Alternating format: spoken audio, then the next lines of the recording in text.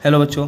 तो पिछले वीडियो में हमने कर्क रेखा और मकर रेखा के बारे में जाना था, जो कि आपका क्या है चैप्टर 1 का, जो हम लोग का चैप्टर 1 चल रहा है ज्योग्राफी का पहला चैप्टर भारत आकार एवं स्थिति। ठीक है, जो इसका क्या है 9th का ये तीसरा पार्ट है। इससे पीछे हम लोगों के पिछले वीडियो में हमने कर्क रेखा और मकर रेखा के बारे में जाना था, जो कि मैं आपको एक बार दिखा देता हूँ।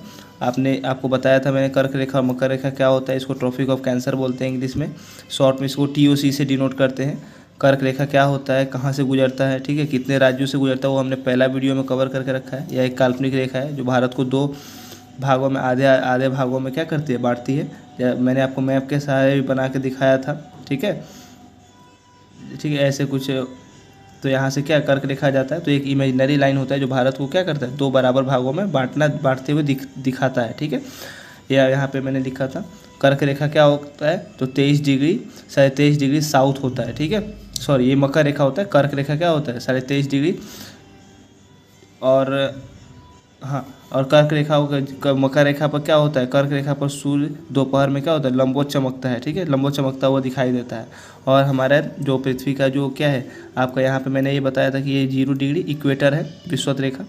ये क्या है, ये आपका कर्क रेखा होगा। ठीक है, कर्क रेखा नॉर्थ, ये 23.5 डिग्री नॉर्थ, ये 66 डिग्री नॉर्थ, ये अटलांटिक होता है, अटलांटिक।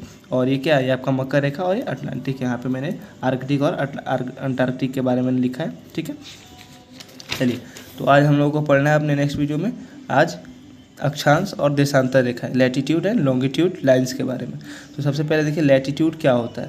देखिए विषुवत रेखा जो हम लोग खींचते हैं ना, इक्वेटर 0 डिग्री, ठीक है, तो उसके सामने उसकी ठीक समानांतर, समानांतर क्या होता है, ठीक सामने, तो समानांतर खींची गई रेखा को ही क्या कहते हैं, अक्षांश रेखा कहते हैं। आप जब ग्लोब देखोगे तो ग्लोब पे क्या किया जाता है, ऐसे उसके इक्वेटर के ऊपर और नीचे दोनों तरफ, सॉरी, ऐसे और ऐसे खींचा रहता है। तो इसको हम लोग क्या बोलते हैं, इसी को बोलते हैं अक्षांश रेखा, और इसको देशांतर रेखा बोलते हैं। ठीक है, तो आपको इसमें आपको प्रॉब्लम नहीं होगी। अक्षांश रेखा क्या होता है, आप सीधा बोलोगे कि विषुवत रेखा के समानांतर खींची गई रेखा को ही हम लोग अक्षांश रेखा कहते हैं। अब इसका जब रेखा है तो इसका कोई ना कोई प्रॉपर्टी भी होगा, गुण भी होगा अक्षांश रेखा का। तो अक्षांश रेखा का गुण देखिए क्या है। अक्षांश रेखा क्या करता है, एक पूर्ण वृत्त का निर्माण करता है। वृत्त समझते हैं आप लोग, सर्कल। ठीक है, तो ये क्या करता है, सपोज करो एक ग्लोब है, तो ये हमारा इक्वेटर हो गया 0 डिग्री। अब यहाँ पे पूर्ण वृत्त कहने का मतलब है कि ये कुछ ऐसा बना रहता है। जब इसको अब मैं दोनों तरफ से, जब पृथ्वी ये हमारा क्या है 2D में है, जब आप इसको 3D में देखोगे ग्लोब में, तो आपको ये पूरा वृत्त ऐसे सर्कल बनता हुआ दिखेगा। आपको इमेजिन करना होगा ऐसे। और ये क्या हो गया, ये अक्षांश के बारे में बता रहा हूँ मैं। तो ये क्या है, पूर्ण वृत्त बनाते हुए दिखता है। लेकिन आप लोग ये जानते हो कि ये क्या है, नॉर्थ होता है, नॉर्थ पोल, ये साउथ पोल होता है। यहाँ पे हमारा 90 डिग्री होता है, और यहाँ पे भी 90 डिग्री होता है। ये 90 डिग्री नॉर्थ और ये 90 डिग्री साउथ होता है इसको। ठीक है, तो ये क्या करता है, पूर्ण वृत्त बनाता है। और ये क्या करता है, दोनों ध्रुवों को क्या करता है, एक रूप में क्या करता है, एक रूप में बनाने का ये कार्य करता है।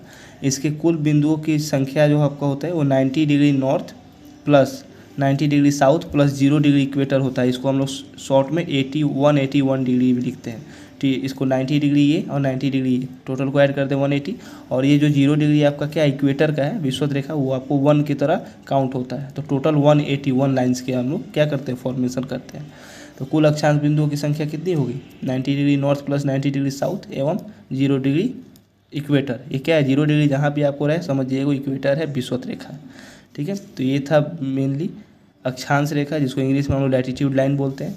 अब आते हैं देशांतर रेखा के बारे में, जिसको हम लोग क्या बोलते हैं, लॉन्गिट्यूड या फिर लॉन्गिट्यूड लाइन। अब देखिए, जो जिस तरह लैटिट्यूड था उसी तरह लॉन्गिट्यूड। लॉन्गिट्यूड क्या होता है, पृथ्वी की सतह में खींची गई वह रेखा जो ध्रुवों को आपस में जोड़ती है। अभी मैंने आपको बताया कि ये सपोज करो ये पृथ्वी है हमारी, यहाँ पे क्या है, ये हमारा नॉर्थ पोल, ये हमारा क्या है साउथ पोल। आपको पता है पृथ्वी 23.5 डिग्री झुका हुआ है। तो ये हमारा क्या, तो इन दोनों ध्रुवों को मिलाने वाला ध्रुव यहाँ इसको बोला जाता है। ठीक है, इन ध्रुवों को मिलाने वाली रेखा को, आपस में जोड़ने वाली रेखा को क्या हम लोग देशांतर रेखा बोलते हैं। और ये इक्वेटर के ठीक समानांतर खींची गई को, इन दोनों ध्रुवों को मिलाने वाला ध्रुव यहाँ इसको बोला जाता है। ठीक है, इन ध्रुवों को मिलाने वाली रेखा को, आपस में जोड़ने वाली रेखा को क्या हम लोग देशांतर रेखा बोलते हैं। और ये इक्वेटर के ठीक समानांतर खींची गई को अक्षांश, और क्या इसको दोनों ध्रुवों को मिलाने वाले को, ध्रुवों को इंग्लिश में ध्रुव को बोलते हैं पोल। ठीक है, मिलाने वाले रेखा को हम लोग क्या बोलते हैं, देशांतर रेखा बोलते हैं। अब देशांतर रेखा मतलब होता क्या है, देखिए ये तो हो गया ये। अब देशांतर रेखा गुजरता कहाँ से, तो देशांतर का जो लंदन में एक जगह पड़ता है ग्रीनविच, आप लोग नाम भी कभी सुना होगा या फिर अपने पढ़ा भी होगा। ग्रीनविच एक जगह है लंदन में, ठीक है। वहाँ से क्या करता है, उसका सेंटर माना गया है किसका, देशांतर का। तो यहाँ पे मैंने लिखा भी है, लंदन के समीप ग्रीनविच नामक स्थान से गुजरने वाली देशांतर रेखा को क्या बोलते हैं, प्रधान देशांतर बोलते हैं, यानी कि प्रिंसिपल लॉन्गिट्यूड बोलते हैं, जिसे हम लोग क्या करते हैं 0 डिग्री से दिखाते हैं। इसको भी हम लोग 0 डिग्री से ही डिनोट करते हैं, पर ये क्या है, इक्वेटर नहीं है, याद रखिएगा, ठीक है। तो ये था बेसिक हमारा अक्षांश और देशांतर रेखा के बारे में। इससे ज़्यादा आपको आपके बुक में नहीं पूछेगा, ठीक है। बस आपको ये जानना है अक्षांश रेखा क्या होता है, देशांतर रेखा क्या होता है, इसके प्रॉपर्टी क्या होते हैं। इसको आप क्या कर सकते हो, प्रॉपर्टी के तौर पर इसको यूज कर सकते हो। इसके नेक्स्ट वीडियो में हम लोग कोशिश करेंगे इसके चैप्टर को ख़त्म करने का, और जो इसका टेस्ट 5 बचता है उसको हम लोग पढ़ने का, ठीक है। तब तक के लिए पढ़ते रहिए, धन्यवाद।